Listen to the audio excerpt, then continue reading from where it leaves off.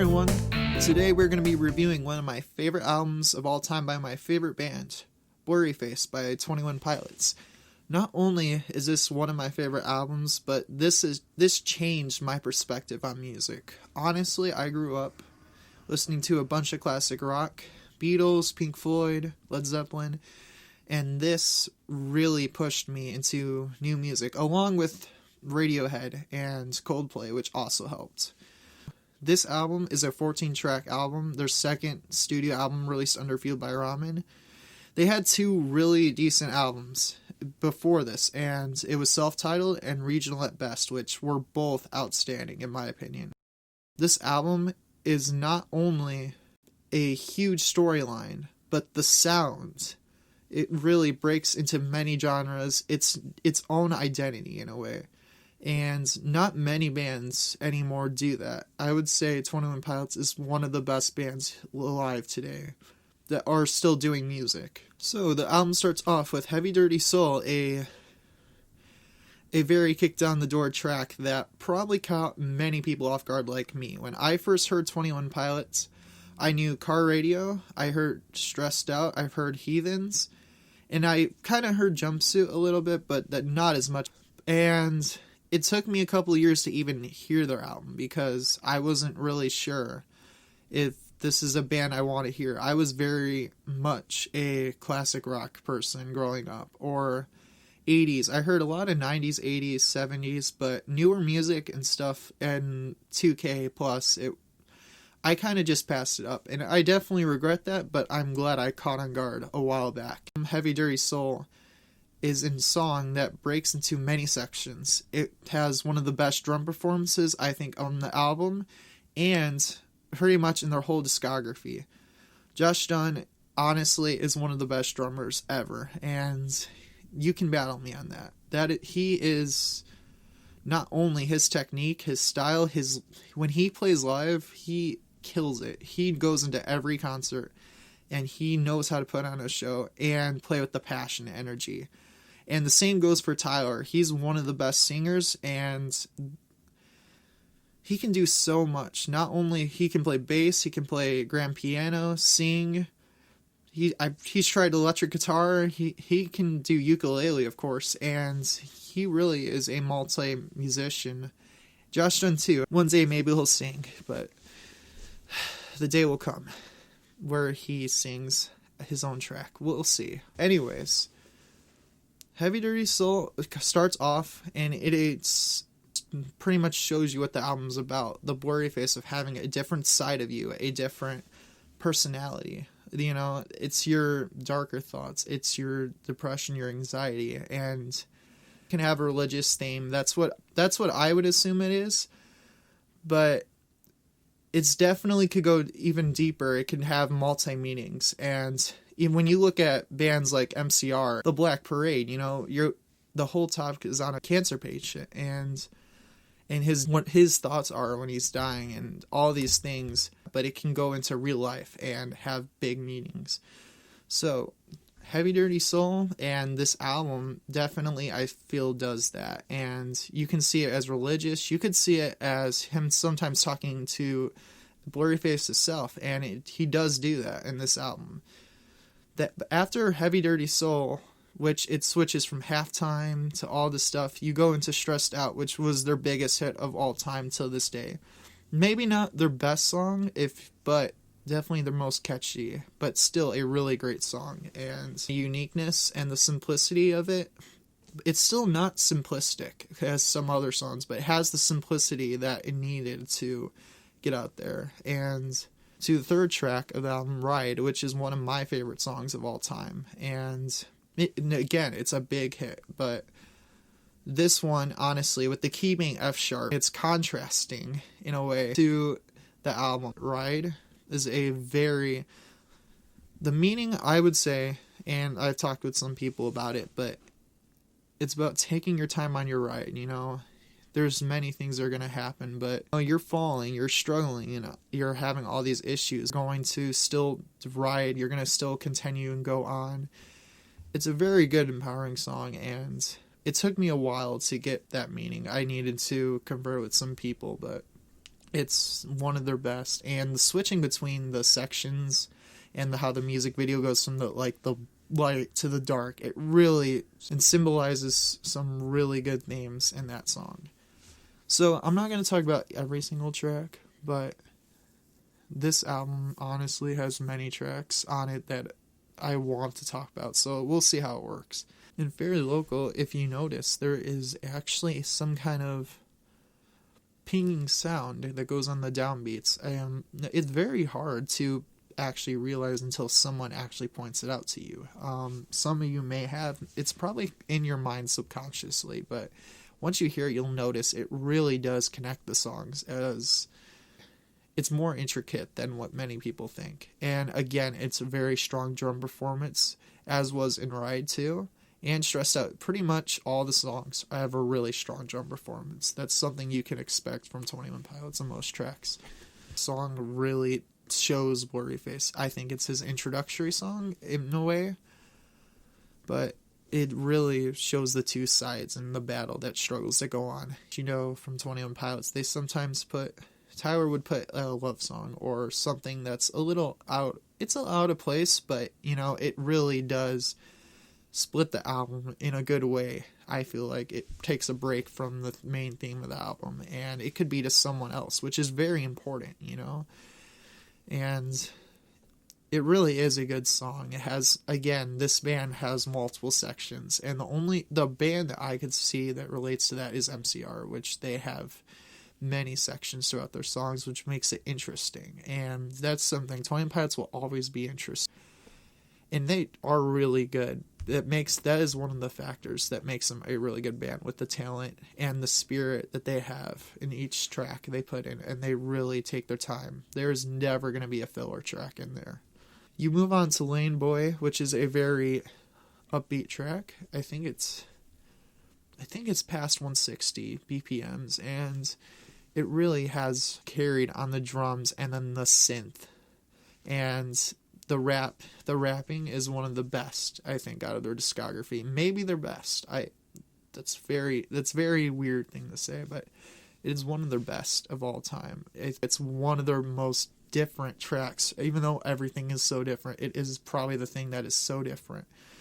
And it really talks about the music industry and how you gotta not stay in your lane. You want to do your own thing and don't let the industry tell you what to do, in a way. And that's something that me as a musician and many others, we need to always remember that, you know, you don't have to do it what the industry says. If 21 Pilots did that, they would not be who they are today. If 21 Pilots, Tyler and Josh just followed their industry and they just did what they were telling them, and they did it to just get approved, you would not hear a song like Neon Gravestones, which I've heard that Tyler had to fight to put on the album. So it's very important to make sure you do your own thing, in a way. Next track is The Judge. The falsetto thing up there is one of his best things, I think, on the album. It really contrasts to the album too, just like A Tear in My Heart, but in a different way. And sure you know what I mean by that. I'm assuming that many of you that are viewing this video have at least had exposure to Blurryface. You can tell me if this is you've never heard it before. You can tell me about that. You have Doubt and Polarized, two songs that I feel like are different in a way, but they start to go in this different type of mood in the album. And many people, I think, towards this part of the album think that, you know, Blurryface falls off, especially some critics. And I do not agree with that. I interpret a lot of music my own way. So, you know, knowing the real meaning behind it, I sometimes would find out what it is. But music is very interpretational, so you don't have to worry always about what he or she is about to say. In Polarize, it's very much one of their best songs on the album. It's a very underestimated song, and the part that really just stops time, and you have that single beat that keeps repeating, and then he screams end of it. It's towards the end before he reverts back to the chorus. It's like the bridge, and it really shows the motion that goes into this song, and it really is a highlight of the album. Just because a song is bright, though, nothing to do with that song, but just because a song is bright, it does not mean that it always is going to be in a good mood. If you think about, there's many tracks. The best album I could refer to is A Moon-Shaped Pool by Radiohead, a very major chord album. Or you have 5 chords in there too, but a brighter chords, and it is also one of the most dark. Sometimes when you expect something that's that bright, and then you hear the lyrics behind it, it just makes it extra dark. It goes against what you expect. And 21 Pilots does do that in this album. I think The Judge definitely has that type of feel. If you go back to Vessel, that is where you can even get more of that, where the songs are just so bright. It's more of a help to get through it. Message Man is a very good track. It's not to be underestimated at all. And Hometown, the following track, Hometown, is a very decent track, I think. Also, it's probably the weakest track on the album, but when I say weak, it's still a solid track. It's not bad. And I think they could have did more things with this track, but when the album is that deep around it, I don't think it's also bad. It's still a 4-minute song about Not Today. It really is. There's many different themes to it, you could say, about who it is talking to, but it is about someone telling you, or Tyler in this case, that, it's not today. We're not going to hide in your house, stay in your house. You're going to do something instead. And Tyler, in a way, is going through a hard time in this song, and he's doesn't want to, but somebody else is telling him to. And then we finish with one of the best tracks ever by 21 Pilots, along with Ride. I think those two are my favorite. Heavy Dirty Soul also is really good, but these two, I honestly can go for many slow songs. And Goner not only is a slow song, but it's very emotional. And that's what makes those slower songs very good, is they have a lot of emotion in them. And Goner is pretty much that plea for help. Is so powerful. It's that song you want to turn your headphones up or your earbuds or stereo, whatever you're using, and it's very repetitive in a way at the beginning until the end, where he takes it up a notch, like a couple notches, not just one notch, but like 100. And what it does, honestly, though, it reminds me of one of my favorite songs from them. Actually, it's one of my favorite songs of all time. It's probably that or Taxi Cab. It's Truce, and it repeats something, but some songs, honestly, when they repeat, it adds something to them. It really emphasizes something, and that's what it does. And then that part where it drops out, and he says, "Don't let me be gone," and it just slowly, it's very eerie, and honestly, the idea of creating that and then building up to where he goes higher in pitch, not only higher, but he uses some, not distortion, but he really distorts his voice up there, and I Want to Be Known by You, that is so powerful. And if you're a 21 Pilots fan, I've not been a long time 21 Pilots fan, as probably many people have, because that is not the first genre I started off on. But if you know their first album, if you know their whole discography pretty much, I think you can really get a good idea on what he means by that. And it honestly, a lot of his albums refer to each other. I'm not sure if anybody else catches that. I know some do, but all of them really do. It's a journey, I believe, in his life. You can just take something from Tyler and you can connect it, because it really is special in how he does that and how he reaches everybody. This album means so much to me, and it means so much to many people. I've talked to some people that just, this album is so special to them. And as a musician, it's a hard album. When I analyze music and chords and instrumentation, this album is not, in a way, to me, as influential on that aspect, but the emotions, the energy, the drum parts are just always stacking. The vocal ability, it's so good. But as an album, though, this album really shows you what you can do with the theme of it and how much emotion you can pack into it and how each song works with each other. I think that's something you can take influence by as a musician. As somebody that's just listening, this is something that can help you with your life, you know. They have some really good closers, and I know you know what I mean about that.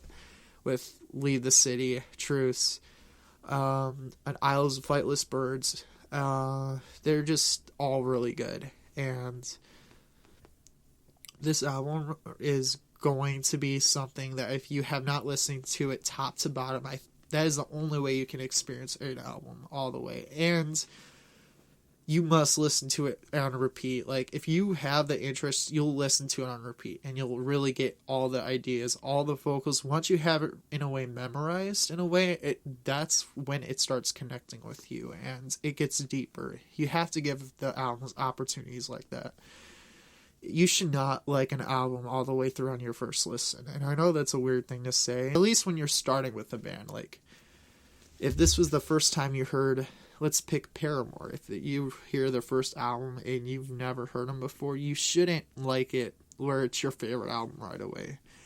You should be you almost get that feeling of being mystified by it. And you know it's good, but I need to re-listen to it. And the best albums you're never going to like on your first listen as a top 5 album for you. Anyways, that was my review on 21 Pilots' Blurryface, and this is my first review on an album. I will be definitely doing more of stuff, like reviews and stuff, but if there's any tips or anything you would like to put in the comments, that would be awesome. And I hope I added some insight if there's anything. Hopefully I can do better next time.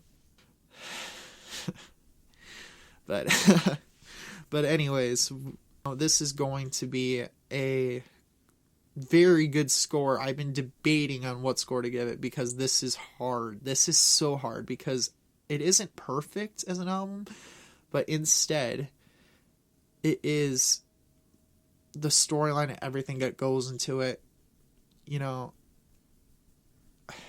I'm going to give, on a 10-point scale, I'm going to give this a 9.5. It is not the perfect album of all time, I would say, but it can be still your favorite album over something I was like a 10 if I was rating that, because the meaning, it goes deeper, and there's not really a point system in music. So, but as a whole thing, as together, if you had to put a point system, it would be a 9.5 for me. So thank you very much. Please subscribe. I would love that. I definitely want to build this up, and I would really appreciate that. You can always introduce yourself to me if you want. It'd be great to talk. But thank you very much. Have a good day.